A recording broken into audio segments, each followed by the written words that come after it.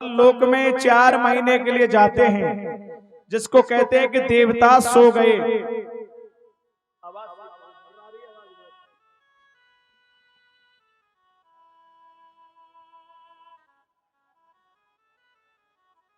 एक रूप से भगवान सुतल लोक में जाते हैं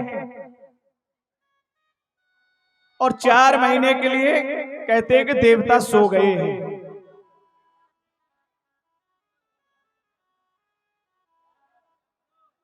तो देवता सोते नहीं हैं, केवल भगवान स्वतल लोक में पाताल में पहुंच जाते हैं 4 महीने के बाद। और अब आ रहा है कार्तिक के महीने में देव उठान एकादशी जिसको बोलते हैं, उस दिन सभी देवता जग करके और भगवान का मंगलाचार करेंगे। बोले वामन नारायण भगवान की जय। देवताओं के राज को वापस दिलाया है। और यहां से आगे हम 9वें स्कंद में प्रवेश करते हैं, जिसमें सूर्यवंश का निरूपण किया गया है। सूर्यवंश में भगवान प्रभु श्री राम का चरित्र बड़े सुंदर शब्दों में गाया गया है, लेकिन रामचरित ये 9 दिन का पारायण होता है। इसमें श्रीमद् भागवत में इतनी कथा आई है कि भगवान राम का अवतार कैसे हुआ, लेकिन फिर भी हम जितना समय होगा, क्योंकि आगे आज लाला को जन्म करना है ना, तो इसलिए थोड़ा सूक्ष्म रूप में सूर्यवंश में प्रवेश करते हुए चलें। देखो, नियम तो ये होता है, कथा छूटनी नहीं चाहिए, एक भी कथा छूटनी नहीं चाहिए। थोड़ा थोड़ा सार सबका ग्रहण करते हुए चलें, और जो हृदय में जो शब्द टिक जाएं, रुक जाएं, समझ में आ जाएं, उन पर आप आचरण करके चलें, अपना मनन निध्यासन करें। ये तो मुझे पता है आप लोग सब कथा को धर के ले जा रहे हैं, जिन पक्का पतो लग गया, लेकिन फिर भी इनमें से कुछ आपके पास शेष बच जाए, उनका आप आदर जरूर करना। बोले प्रेतराज सरकार की जय। श्री राम चरित मानस प्रसाद त्रिपुरारी को, जिनकी कृपा से भय सुमत निहाल है, पूज्य नर हरिदास की दया को फल, शिष्य को सुनायो चरित रसाल है। पावन राज ऐसे प्रभु लीला गुण गायन में, ठोर ठोर अंजनी कुमार के समाल है। मात जानकी दया रघुनाथ जू की, हुलसी के लाल के कलम को कमाल है। बोले परम पूज्य स्वामी गोस्वामी तुलसीदास महाराज की। गोस्वामी तुलसी बाबा ने रामचरितमानस का बहुत सुंदर वर्णन किया है। जब भगवान राम का जन्म नहीं हुआ, उससे 11,000 वर्ष पहले वाल्मीकि जी ने रामचरितमानस को तैयार किया था, जिसको कहते हैं वाल्मीकि रामायण। और इसके बाद में इसी वाल्मीकि रामायण का संस्कृत से हिंदी अनुवाद तुलसीकृत रामचरितमानस को तैयार किया गोस्वामी तुलसीदास जी महाराज ने काशी में गंगा का किनारा, और अपने मन के लिए एक कथा को सुनाया है, किसी और के लिए नहीं। गोस्वामी तुलसी बाबा ने अपने मन के लिए रामचरितमानस का वर्णन किया है। हनुमान जी महाराज की कृपा, भगवान शंकर की कृपा, साक्षात गोस्वामी तुलसी बाबा पर भाई आज भी हमारे सनातन धर्म में सबसे बड़ा उत्तम पावन ग्रंथ और हर घर में पूजने वाला ये ग्रंथ श्री रामचरितमानस, जो हर घर में प्रत्येक व्यक्ति के पास में ये मिलेगा। और नित्य प्रतिदिन जिन घर में 5 चौपाइयों का अध्ययन रोजाना जिस घर में होता है रामचरितमानस का, उस घर में सुख वैभव लक्ष्मी का निवास सदा चल करके आ जाता है। ये पक्की गारंटी की बात कह रहा हूं मैं ना। ए भैया, इस बात को आप पक्की मान लेना, लिख लेना। जिन घरों में नित्य प्रतिदिन रामचरितमानस की 5 चौपाइयों का गायन होता है, उस घर में रोजाना साक्षात नारायण भगवान और लक्ष्मी निवास करने के लिए आते हैं। लेकिन आजकल बहुत बड़ी विडंबना ये क्यों हो गई भैया, लक्ष्मी जी की चाहना तो सब कोई करे। कौन कौन चाहते हैं लक्ष्मी के ऊपर को हाथ खड़ो करके बताइयो। लक्ष्मी सब चाहते हैं ना, और नारायण को कौन कौन चाहे? ये तुम्हारी सब झूठ है। प्रेम से बोलो राधे राधे। अगर नारायण को चाहोगे ना तो लक्ष्मी तो अपने आप भागी चली आवेगी। लक्ष्मी जी तो स्वयं नारायण के चरणों की चेली है, नारायण भगवान की अर्धांगिनी है। जब नारायण का आप स्मरण करोगे तो लक्ष्मी जी रुकने वाली नहीं है। इसलिए पहले नारायण से जुड़ो, फिर अपने आप लक्ष्मी जुड़ जाएगी। तो यहाँ बहुत सुंदर वर्णन किया है गोस्वामी तुलसी बाबा ने।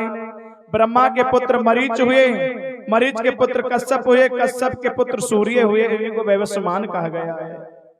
और यहीं से वैवस्वत मनु महाराज के पुत्र प्रद्युम्न हुए।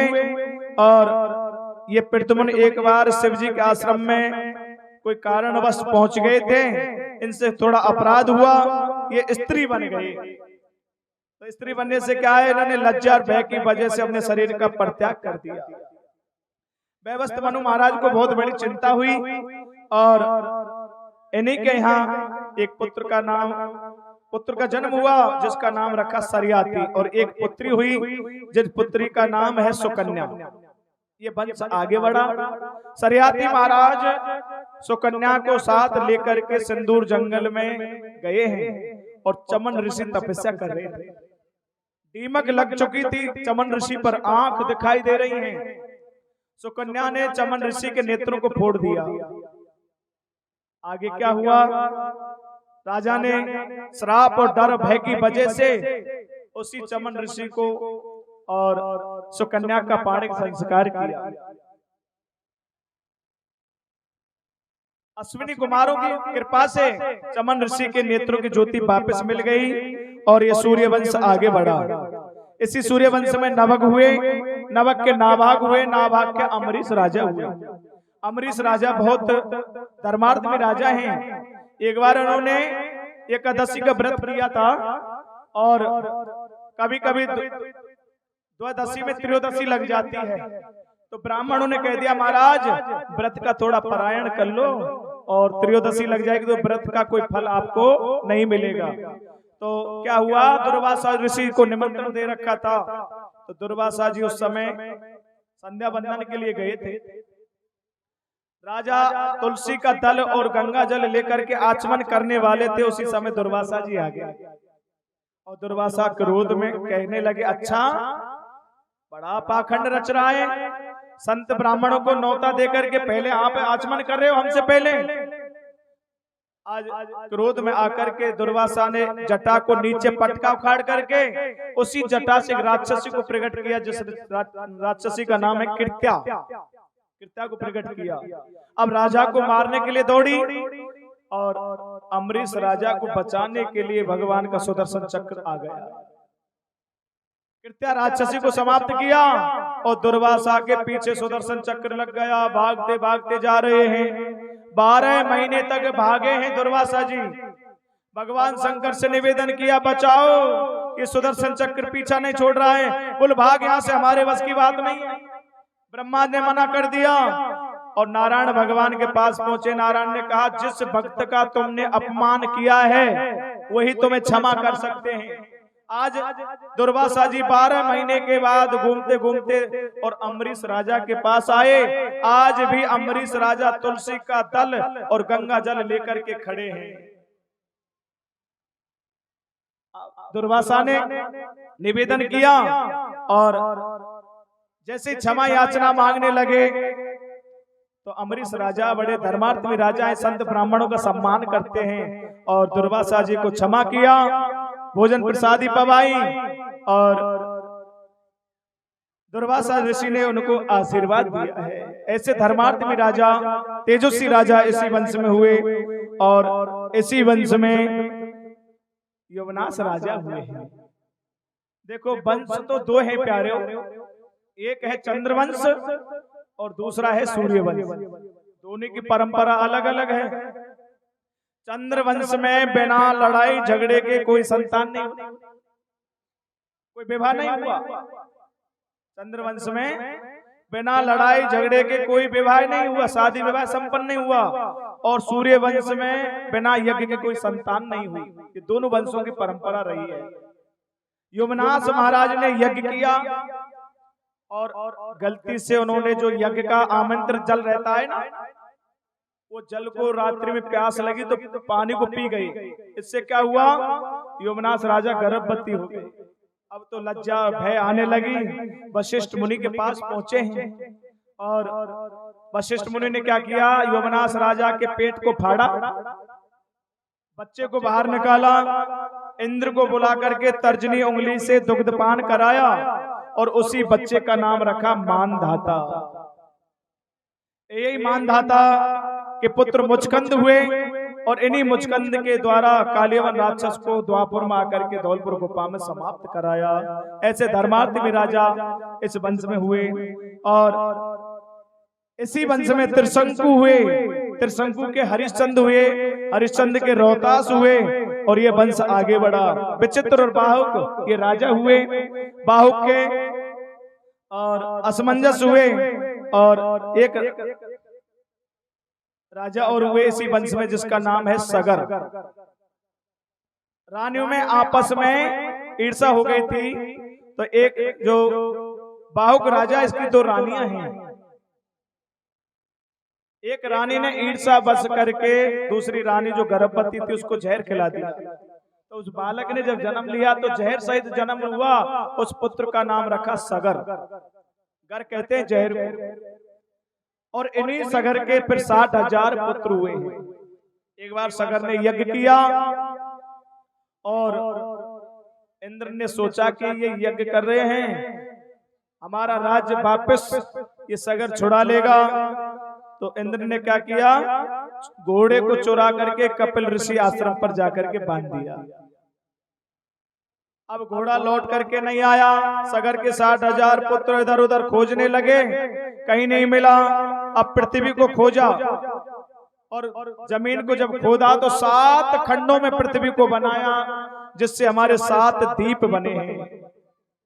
और चलते चलते कहां पहुंचे हैं, सागर में, जहां कपिल भगवान समाधिस्थ हैं, जिनका घोड़ा बंधा हुआ है। आज सगर के 60,000 पुत्रों ने शोर किया, हल्ला मचाया, अरे देखो देखो ये महात्मा बड़ा ढोंगी है, हमारा घोड़ा चुरा करके बांध रखा है, भजन कर रहा है। और कपिल मुनि के समाधि खुली, नेत्रों की ज्योति के द्वारा महाराज सगर के 60,000 पुत्र भस्मीभूत हो गए। इधर उन्हीं का जो भाई है जिसका नाम है अंशुमान, अंशुमान ने प्रार्थना की, महाराज इनका कल्याण कैसे होगा कि जब तक गंगा मैया का आगमन नहीं होगा जब तक इनका कल्याण होने वाला नहीं है। अंशुमान ने तपस्या की, असमंजस ने तपस्या की, गंगा मैया प्रकट नहीं हुई। और दिलीप ने तपस्या की है, गंगा मैया प्रकट नहीं हुई। और भागीरथ का जब नंबर आया और भागीरथ ने तपस्या की, तब गंगा मैया का प्रादुर्भाव हुआ। बोले गंगा मैया की जय। और आज गंगा मैया ने कहा कि मेरे बेग को कौन धारण करेगा, अगर मेरे बेग को सहन नहीं किया तो मैं रसातल में चली जाऊंगी। आज भगवान भोलेनाथ को मनाया है और भगवान भोलेनाथ ने अपनी जटाओं को खोला और ब्रह्मलोक से गंगा मैया आई और भगवान शंकर की जटाओं में समावित हो गई। अब गंगा मैया से प्रार्थना की, भगवान भोलेनाथ से प्रार्थना की कि मेरे पूर्वजों के उद्धार के लिए मैं गंगा को लेकर के जा रहा हूं, आने दीजिए। तो भगवान शंकर ने एक जटा को खोल करके नीचे पटका और उसी से कल कल करती हुई गंगा मैया हिमालय से निकलती हुई सीधी ऋषिकेश हरिद्वार आई है।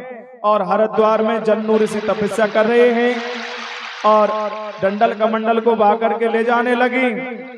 जन्नू ऋषि ने अंजलि बना करके गंगा मैया का पान कर गए, चुर्र कर गए और यहाँ धूल उड़ रही है। जन्नू ऋषि को देखा मुड़ करके भागीरथ ने, तो प्रार्थना करने लगे, महाराज मेरे पूर्वजों के लिए मैं इसको लेकर के जा रहा हूँ, गंगा मैया को आने दो। और हरिद्वार में आज भी वो घाट बना हुआ है। जन्नू ऋषि ने विचार किया, मुख से निकालूंगा तो झूठी मानी जाएगी। अपनी जंघा को फाड़ा और गंगा मैया प्रकट होकर के चलने लगी। तो आज भी हरिद्वार में जाह्नवी घाट बना हुआ है। बोले जाह्नवी गंगा मैया की। हरिद्वार से सीधी चली है, काशी पहुंची है 80 घाट होते हुए और सीधी गया क्षेत्र में निकलते कोलकाता निकली है। और कोलकाता में और आगे चल करके और जो सुंदर धाम है, जिस धाम का नाम है सागर, और गंगा का मिलान हुआ, वही गंगा मैया का और सागर का मिलान हुआ। उस तीर्थ का नाम पड़ा गंगा सागर। और तीर्थ बार बार, गंगा सागर एक बार। ये दास तो कथा करके आया है गंगा सागर में, आज 3-4 साल हो गई। गंगा सागर में कथा करके आया था कपिल आश्रम पर। बहुत सुंदर स्थान है, समुद्र का किनारा है और बहुत अच्छे वातावरण मिला, हमें आनंद आया। तो गंगा मैया का वहां मिलान हुआ है और जो 60,000 भस्मीभूत होकर के पुत्र पड़े हैं राख का ढेर, उन सबका उद्धार गंगा मैया के द्वारा हुआ। बोले गंगा मैया की जय। और यहाँ से आगे ये वंश आगे बढ़ा। इसी भागीरथ के वंश में पराक्रमी राजा खटवांग हुए। खटवांग के दीर्घबाहु, दीर्घबाहु के अज के महाराज दशरथ हुए। और दशरथ के कोई संतान नहीं है। एक बार भूपत मन माई भई गलान मोर सुत नहीं। एक बार रामचरितमानस में शब्द आता है, एक बार का मतलब है कि महाराज दशरथ को पहली बार ये चिंता सताई है कि मेरे कोई पुत्र नहीं है। और जब चिंता सताती है तो कहां जाना चाहिए? गुरु गिरह गयो तुरत महिपाला, चरण बंद कर करे विनय विशाला।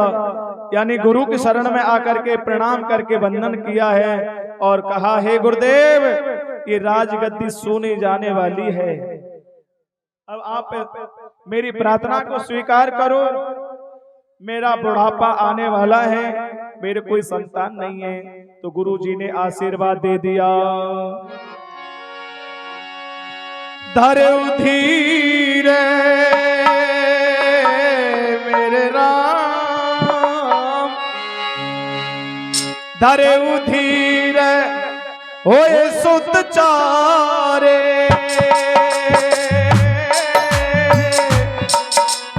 त्रिभुवन देते भक्त बिहारी। राम सिया राम जय जय राम, राम सिया राम जय जय राम।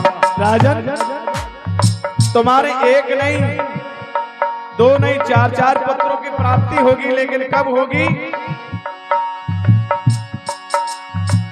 श्रृंगी ऋषि वशिष्ठ बुलावा, पुत्र काम सब जग करावा।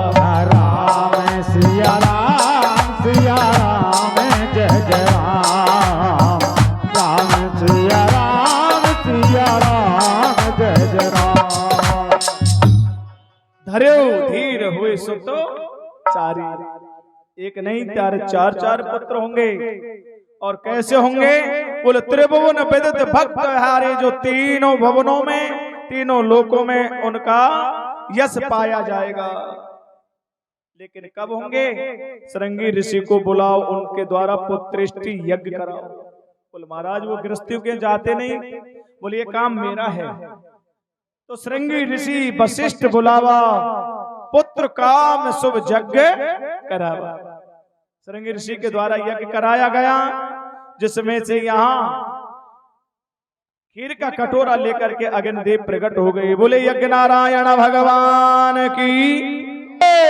और यहाँ खीर का कटोरा महाराज दशरथ के हाथ में बांटा है वशिष्ठ मुनि ने, और यहाँ रानी को हिस्सा किया है। अर्ध भाग कौशल्या दीना, उभय भाग आधा कर दीना। आधा हिस्सा कौशल्या को दिया, आधा में से एक हिस्सा कैकेयी रानी को दिया है। अब एक हिस्से का प्रमाण मिलता है, आनंद रामायण का प्रमाण है। एक हिस्से को पक्षी लेकर के चला गया, जो माता अंजनी के कान में उसको डाला गया, उसके द्वारा हनुमान जी को प्राकट हुआ है। आज यहाँ छोटी रानी सुमित्रा बैठी है।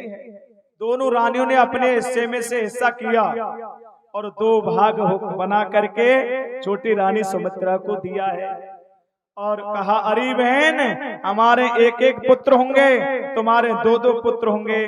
तो माता सुमित्रा ने कह दिया बहन भगवान करे तुम्हारो वचन फल जाए, मेरे अगर दो पुत्र हो गए तो मैं मेरे दोनों पुत्रों को तुम्हारे पुत्रों की सेवा में अर्पण कर दूंगी। ऐसा कहते हुए आज अयोध्या में तीनों रानियां बड़ी हर्षित हैं, खुशी हैं। जा दिन ते हरि गर्भन आए, जा दिन ते हरि गर्भन आए, सकल लोक सुख संपत्ति छाए, सकल लोक सुख संपत्ति छाए। मंदिर में राजू तीनों रानी,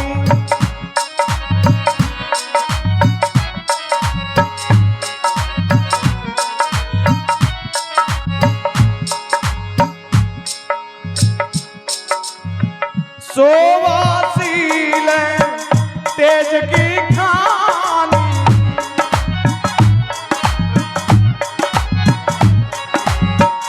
मंदिर में राज तीनों रानी, सोवासील तेज की खानी, जादन ते हरि गर्भन आए, जादन ते हरि गर्भन आए, सकल लोक सुख संपत्ति छाए,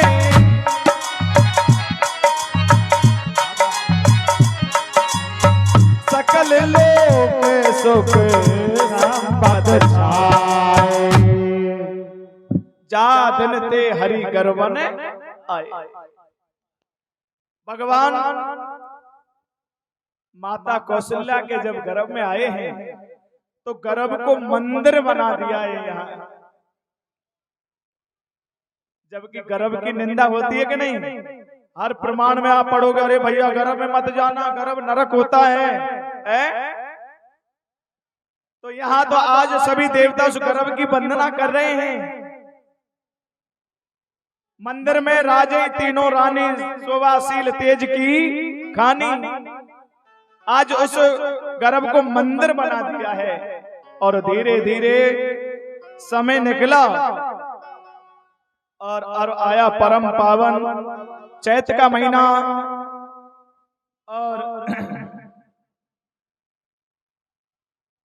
शुक्ल पक्ष नौमी तिथि को दिन के ठीक 12 बजे मेरे प्रभु का प्राकट हुआ। चतुर्भुज रूप में मेरे प्रभु प्रकट हुए।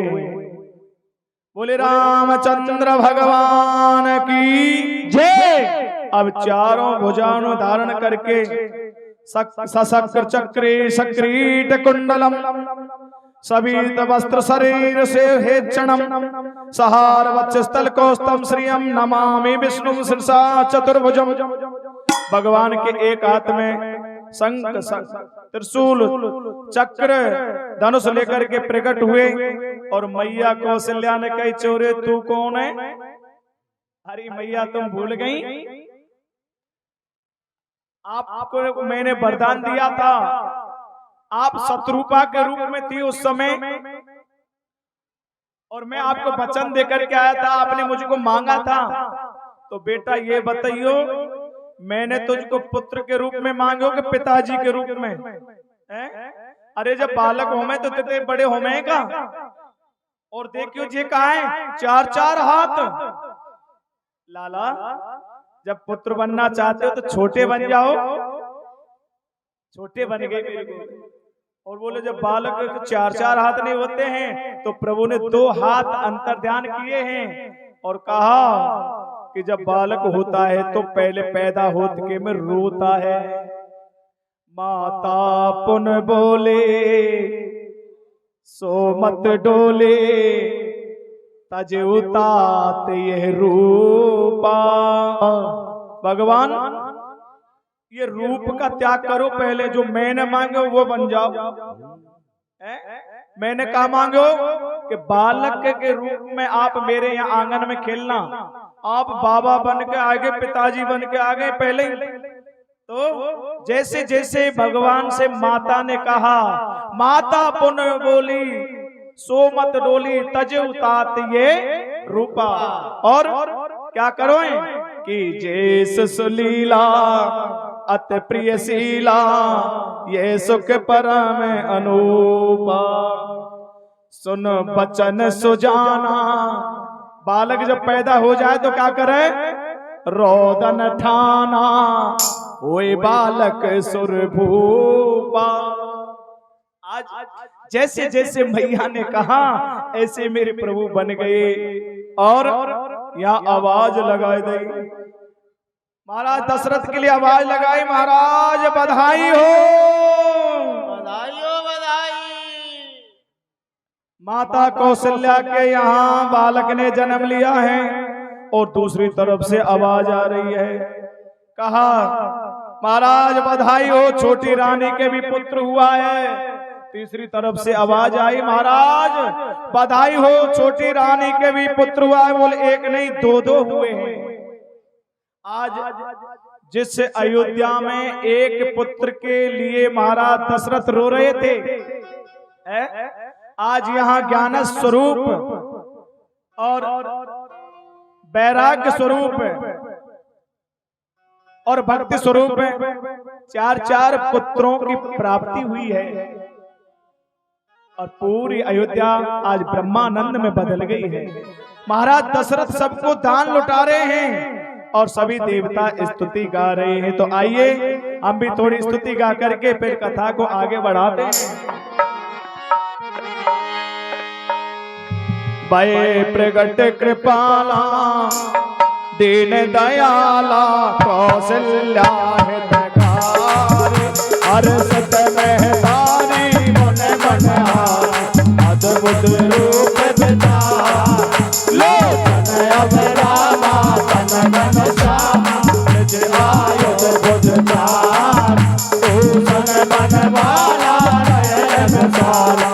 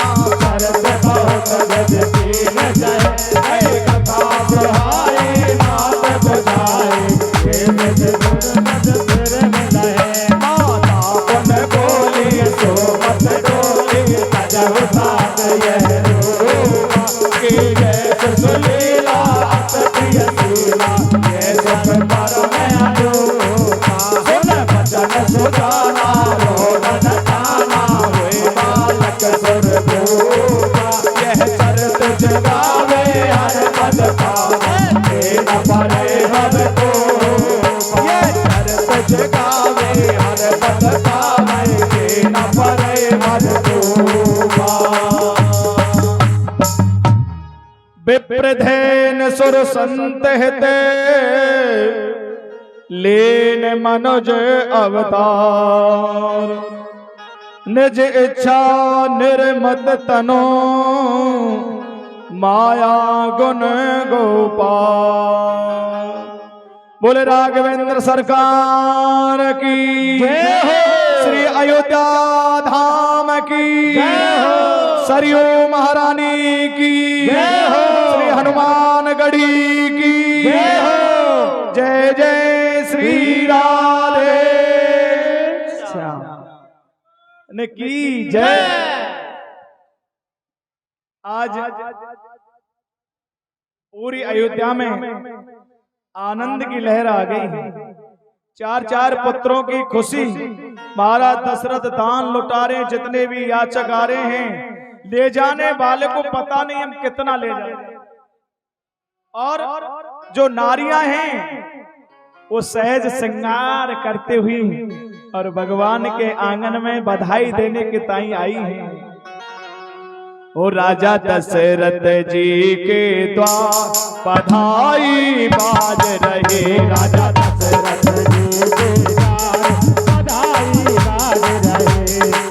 बाज रही बाज रहे बाज रहे बाज रहे बधाई बाज रहे। राजा दशरथ जी के द्वार बधाई बाज रहे। इधर बधाई दे रहे हैं, सहज श्रृंगार करते सहेली आ रही है जुड़ मिल के।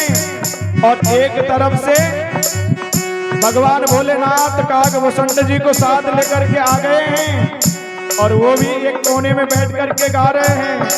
घर घर आनंद छायो अयोध्या नगरी में। घर घर आनंद छायो अयोध्या नगरी में। घर घर आनंद छायो अयोध्या नगरी में। घर घर आनंद छायो अयोध्या नगरी में। कौशल्या सुत जायो अयोध्या नगरी में। कौशल्या सुत जायो अयोध्या नगरी में।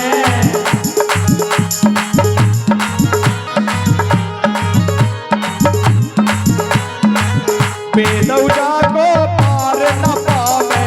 बेदौजा को पार न पावे।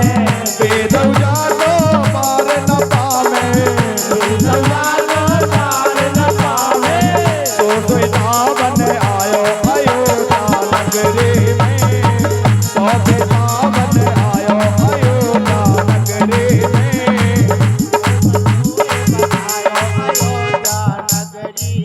अच्छा भैया एक चीज बताइयो, मैं जो कह रहा हूँ वो तुम्हारी बात समझ में आ रही, सुन रहे हो क्या? ये थोड़ी शोर आवाज ज्यादा कर रहे हैं, आवाज कम रखो इंस्ट्रूमेंटल की, हमारी तो सुने कोई। जब तक शब्द कान में नहीं पहुंचेगा, जब तक श्रोता को क्या समझ में आएगा? थोड़ी आवाज इंस्ट्रूमेंटों की कम। घरे घरे आनंद छाया। करो थोड़ी ढल के आवाज।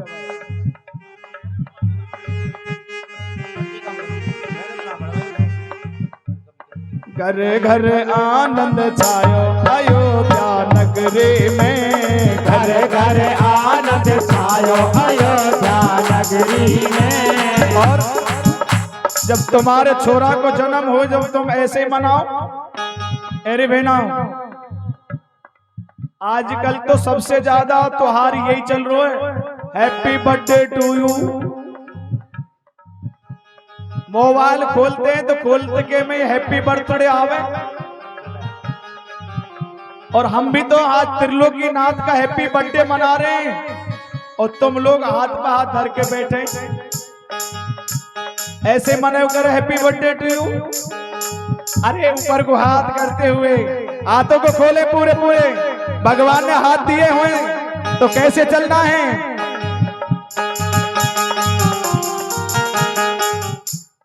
तुमको अलग से नोट तो देना पड़ेगा शायद, जो बीच में बैठे हैं कि तुम कोई ज्यादा ही लाड साहब हो। अरे ऊपर को हाथ पूरा पूरा भगवान की भक्ति में ढोंग नहीं करना चाहिए और प्रेम से चलना है। अरे घरे घरे आनंद छायो अयोध्या नगरी में, घरे घरे आनंद छायो अयोध्या नगरी में, घरे घरे आनंद छायो अयोध्या नगरी में, घरे घरे आनंद छायो अयोध्या नगरी में, कौशल्या सुत जायो अयोध्या नगरी में, कौशल्या सुत जायो अयोध्या नगरी में, कौशल्या सुत जायो अयोध्या नगरी में। जय हो।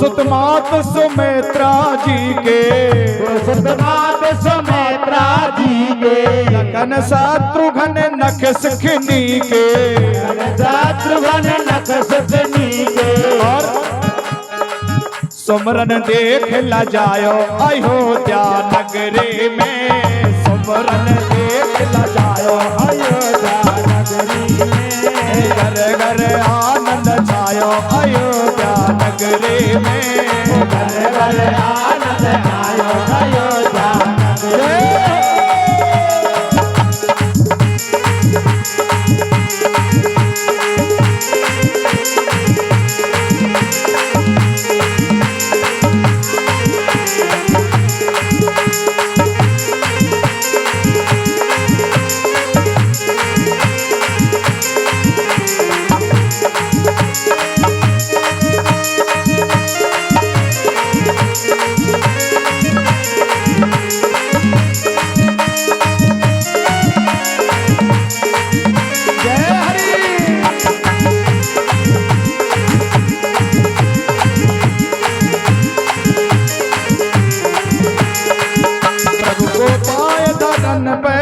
से प्रभु को पाया धन पे हुल से,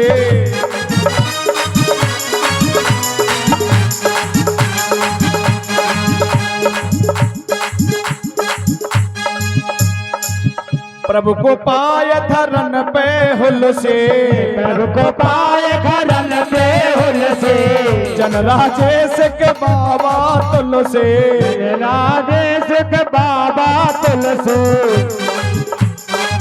जन राजेश के बाबा तुल से, राजेश के बाबा तुल से, दास पे मल जस गायो अयोध्या नगरी में, घर घर आनंद पायो अयोध्या नगरी में, घर घर आनंद पायो अयोध्या नगरी में, घर घर आनंद पायो अयोध्या नगरी में, घर घर आनंद पायो अयोध्या नगरी में, घर घर आनंद पायो अयोध्या नगरी।